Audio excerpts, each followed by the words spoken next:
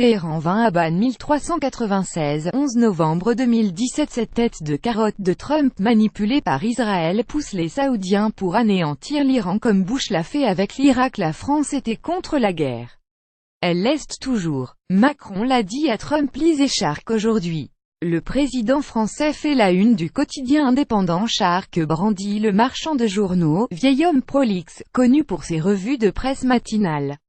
Le kiosque à journaux et bureaux de tabac est également une bicoque à friandises. Biscuits, chocolat, amuse-gueule sont servis avec du thé fumant préparé au samovar.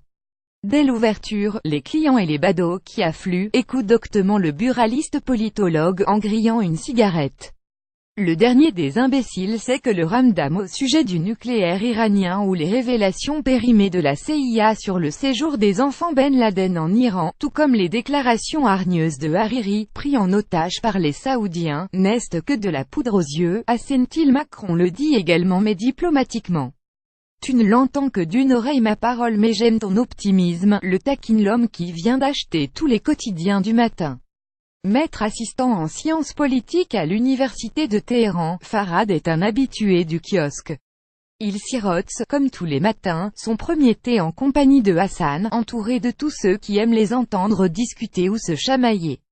Macron n'a cessé de marteler les préoccupations de la France concernant notre programme nucléaire, appelant l'Europe à la vigilance, dit le professeur en précisant que le retour de la France au Moyen-Orient, étant le sujet de ses cours trimestriels, la seule question qui lui importe est de savoir si la France de Macron aura plus de poids que celle de ses prédécesseurs sur l'échiquier international. C'est qui Macron glousse une des 3 lycéennes qui se bousculent pour atteindre le kiosque. Et franchement la honte, je suis sûr qu'il remettra Trump à sa place, lance une de ses camarades, en pointant du doigt la photo du président sur la première page de Shark. L'autre prend le journal et s'exclame « Super classe monsieur le président de Paris. Trump est vieux et moche », éclat de rire sous l'œil torve d'un mollah qui ne trouve pas son Keyhan, l'organe officiel des conservateurs pur sucre dont les éditoriaux provocateurs et l'incitation à la haine scandalisent la société civile et les supporters des réformateurs. Interdit de publication, Hadji celui qui a fait le pèlerinage à la Mecque, lui apprend le marchand. Le Conseil de la sécurité nationale a porté plainte contre ton journal et son rédacteur en chef pour son dernier titre incendiaire missile du Hezbollah pour Riyad d'abord et Dubaï ensuite.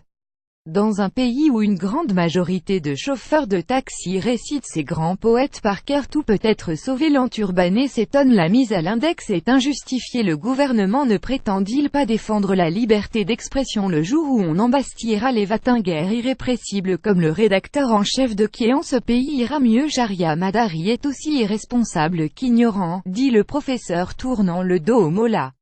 Il nous faudrait un Mohamed Ben Salman local mais Elan Rouhani, ou encore moins le guide suprême. Non ce courage puisque la corruption généralisée touche leurs proches dont les vatinguers du CEPA gardien de la révolution. La vie émane d'un golden boy, tiré à 4 épingles, qui vient de garer sa BMW en sens interdit pour s'acheter des Winston. Il fait fuir le mollah et Hassan lui sourit. Muscle sans cervelle c'est dangereux, mon garçon, ce fougue comprendra rapidement que s'attaquer aux structures tribales d'une société archaïque peut lui coûter cher. On ne décrète pas les réformes en embastillant les réfractaires, pas plus qu'on n'améliore le sort des peuples par des révolutions. L'Iran est bien placé pour le savoir. Seuls les dirigeants qui tirent les leçons du passé et de leurs erreurs pourraient nous sortir de l'impasse. Zarif, ministre des Affaires étrangères, et de cela. Il ne jure que par la diplomatie pour résoudre les crises. Macron est sur la même longueur d'onde, ils pourraient s'entendre. Reste à convaincre leurs adversaires. La tâche est plus ardue pour Zarif qui en a de coriaces et des dangereux. Mais je garde espoir et affirme qu'avec Macron la voix de la France comptera. Professeur Farhad n'est pas convaincu. Certes, le président français a reconnu que l'Iran a appliqué correctement jusqu'ici l'accord nucléaire, mais pour lui aussi la République islamique reste un partenaire problématique. Il n'approuve pas la politique de l'Iran en Syrie et au Liban, s'inquiète du programme balistique de la République islamique, critique les atteintes aux droits de l'homme. Des mots pour calmer Trump, intervient le Golden Boy, je travaille avec les Français. Ils veulent avant tout conquérir le marché iranien. Macron est un économiste doué et un pragmatique de conviction. Il veut que les États-Unis remplissent leur part du contrat et la levée progressive des sanctions qui étouffent toujours l'économie iranienne. La France sera alors un partenaire incontournable. Mais si nous ne récoltons que les contraintes de l'accord nucléaire sans les avantages de la levée des sanctions, ce serait la fin des affaires et le début d'une guerre dont nul ne peut imaginer les retombées. L'administration américaine irrite tous les Européens et resserre les rangs de la Chine et de la Russie avec l'Iran. Moi aussi je compte sur Macron pour remettre les pendules à l'heure à Zarif et Rouhani, comme dit Hassan Aqua. Monsieur, non pas de convaincre un convaincu, mais plutôt nos bornés autochtones. Si ce gouvernement assainit le système bancaire et les institutions concernées pour l'investissement étranger, nous décollerons. Macron pourra-t-il nous débarrasser de nos foulards, lance une des gamines en riant. Les autres pouffent de rire, paient leur tablette de chocolat et courent vers la station de bus qui arrive. Le professeur regrette de n'avoir pas eu le temps de leur dire que le président français avait justement évoqué la séparation du religieux et de la politique lors de sa tournée dans les pays du Golfe. Il aurait indirectement félicité, dit-on, les coups de poing du jeune Ben Salman contre le fondamentalisme wahhabite, renchérit Hassan, mais n'attend ni confirmation, ni infirmation, du professeur et continue, tu vois, je ne suis plus d'accord avec lui.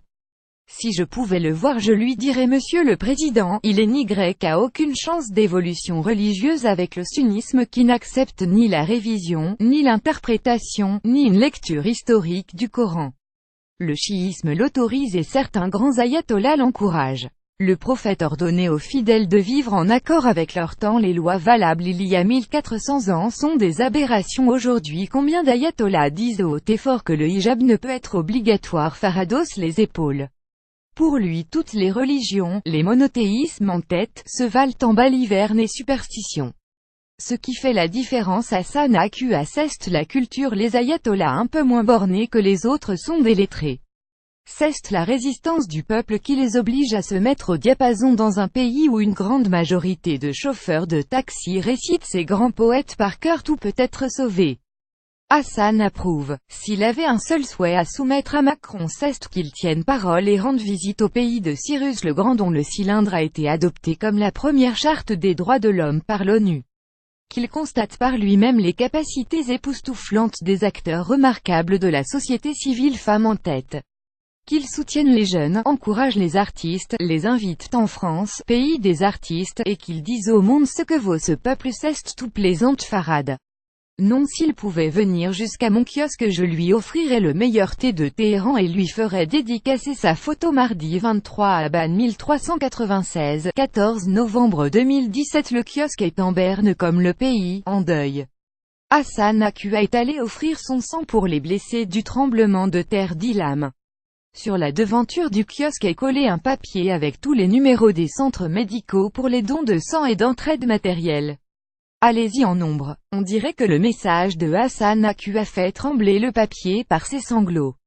Difficile de ne pas penser que s'il était à son poste il aurait ajouté à l'adresse du président Macron: l'Iran est meurtri et je vous demande, plus que jamais, de nous soutenir, Monsieur le Président.